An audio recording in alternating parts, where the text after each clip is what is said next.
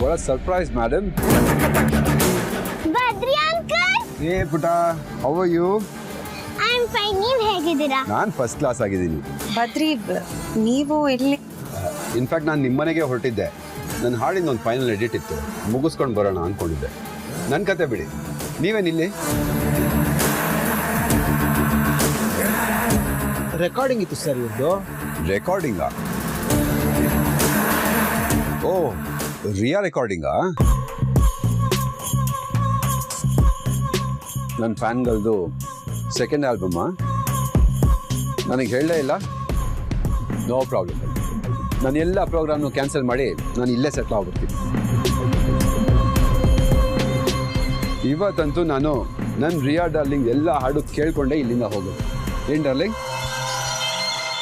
ಬದ್ರಿ ಅವ್ರೆ, ನೀವ್ ತುಂಬಾ ಬಿಸಿ ಪರ್ಸನ್. ನೀವ್ ಇದಕ್ಕೆಲ್ಲ ಯಾಕೆ ವೇಟ್ ಮಾಡ್ಕೊಂಡ್ ಕೂರ್ಬೇಕು?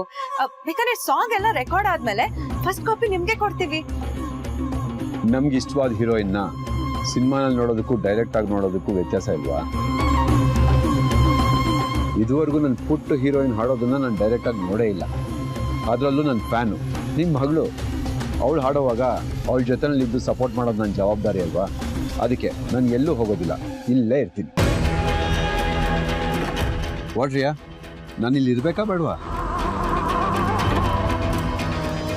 ನಾನು ಇಲ್ಲಿ ಇರ್ತೀನಿ. ರಿಯಾ ಹಾಡೋದನ್ನ ಸಪೋರ್ಟ್ ಮಾಡ್ತೀನಿ ಅಂದರೆ ಯಾರೇ ಬೇಡ ಅಂದರು ನನ್ನ ಫ್ಯಾನ್ಗಳು ಬೇಡ ಅನ್ನೋದಕ್ಕೆ ಸಾಧ್ಯನೇ ಇಲ್ಲ ಅಲ್ವಾ ರಿಯಾ ಪುಟ?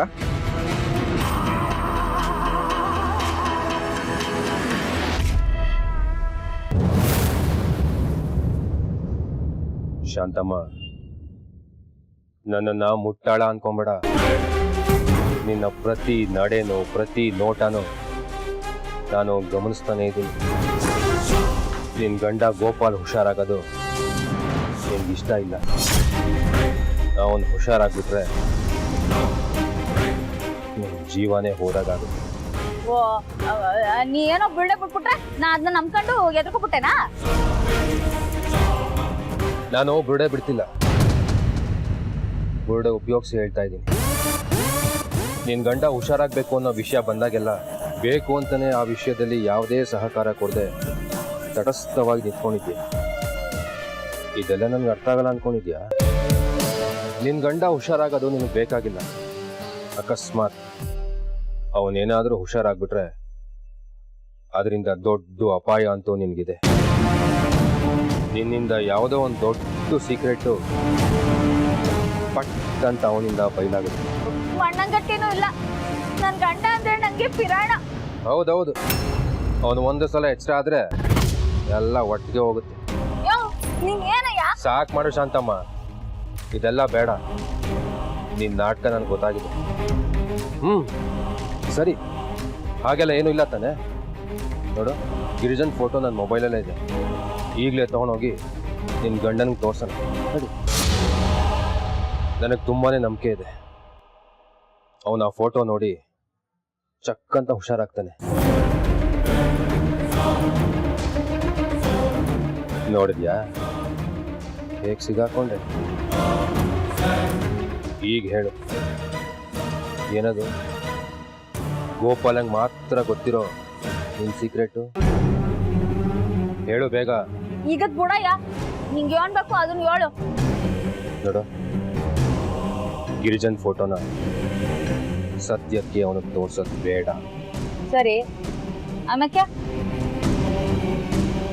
ಸರಿಯಾಗಿ ಕೇಳಿಸ್ಕೊ. ನಿನ್ ಗಂಡ ಗೋಪಾಲನ್ ತಂಗಿ ಯಾರು ಅಂತ ನಮ್ಮ ಮನೇಲಿ ಯಾರಿಗೂ ಗೊತ್ತಿಲ್ಲ. ಇದನ್ನೇ ಉಪಯೋಗಿಸ್ಕೊಂಡು ಒಂದು ಆಟ ಆಡೋಣ. ನಾನೊಂದು ಹುಡುಗಿ ಫೋಟೋ ತರ್ತೀನಿ, ಬೇರೆ ಹುಡುಗಿ, ಅವಳೇ ಗೋಪಾಲ್ ತಂಗಿ ಅಂತ ಹೇಳ್ತೀನಿ. ನೀನು ಹ್ಞೂ ಅಂತ. ನಾವ್ ಹೇಳೋದ್ನ ಮನೆಯವರೆಲ್ಲ ಕಣ್ಣು ಮುಚ್ಕೊಂಡು ಒಪ್ಕೋಬಹುದು. ಆದ್ರೆ ಆ ಚಿಕ್ಕ ಚಾಚಿ, ಆ ಲಚ್ಚಿಗೆ ಗಿರ್ಜಾ ಯಾರು ಅನ್ನೋದು ಗೊತ್ತದಲ್ಲ. ಅವಳು ಏನಾರ ಗಿರ್ಜಾವ ಅಲ್ಲ ಅಂತ ಬಾಯ್ ಬಿಟ್ಬಿಟ್ರೆ ಆಗೇನ್ ಮಾಡಾನೆ? ಏನ್ರಿಯಾ ಹಾಡ್ತೀಯ ತಾನೆ ನನ್ನ ಮುಂದೆ?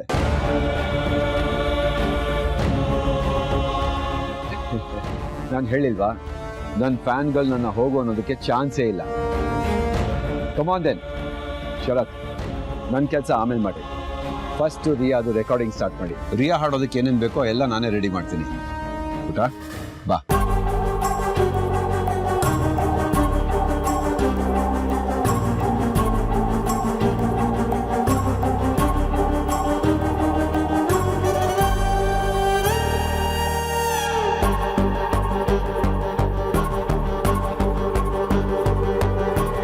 ಸುಮ್ನೆ ಕೂತಿದ್ಯಲ್ಲ, ಅವಾಗ ನಾ ಹೋಗೋದಕ್ಕೆ ಏನಾದ್ರು ಮಾಡ್ಬೇಕು ತಾನೆ. ಅಯ್ಯೋ ನಾನೇನ್ ಹೇಳಕ್ಕಾಗುತ್ತೆ ಮೇಡಮ್.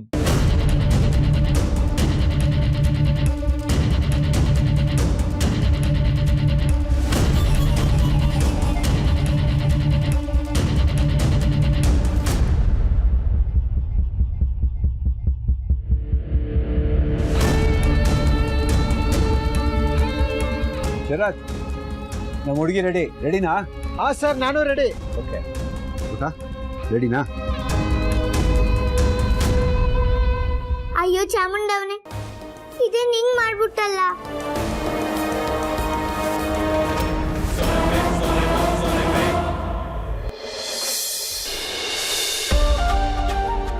ಎಲ್ಲಿ ಈ ಕಡೆ ತಿರ್ಗು.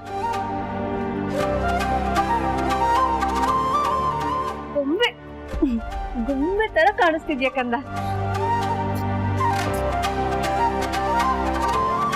ಅಲ್ಲ, ನಾನು ಈ ಮನೆ ಕೆಲ್ಸದವ್ಳ ಮಗಳು. ನೀವ್ ಯಾಕೆ ನಂಗೆ ಇಷ್ಟೊಂದು ಪ್ರೀತಿ ಮಾಡೋದು?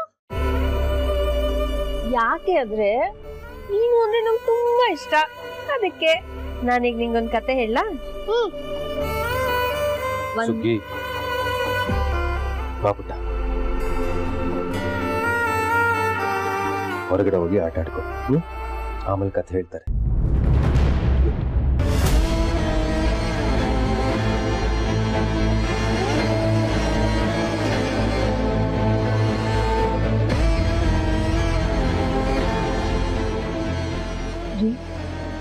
ಏನಾಯ್ತು? ಮಗನ ಯಾಕೆ ಕಳಿಸ್ಬಿಟ್ರಿ? ಅವಳ ಜೊತೆಗೂ ಸರಿ ಮಾತಾಡ್ಲಿಲ್ಲ, ಮುದ್ದಿಸ್ಲಿಲ್ಲ. ಪರಿಸ್ಥಿತಿ ಹಾಗೇ ಇದೆ ಮನಸ್ಸು. ಏನ್ ಪರಿಸ್ಥಿತಿ? ಏನಾಯ್ತು? ನಾವಿಲ್ಲಿ ಅನ್ಕೊಳ್ಳೋ ಥರ ಏನೂ ಆಗ್ತಾ ಇಲ್ಲ, ಬೇರೆನೇ ಆಗ್ತಾ ಇದೆ. ಸಂಗಮ್ ಬೇರೆ ಗೋಪಾಲ್ ತಂಗಿ ಫೋಟೋ ಕೇಳ್ತಿದ್ದಾನೆ, ಮತ್ತೆ ಅವನಿಗೆ ಮೋಸ ಮಾಡ್ತಾ ಇದೆ.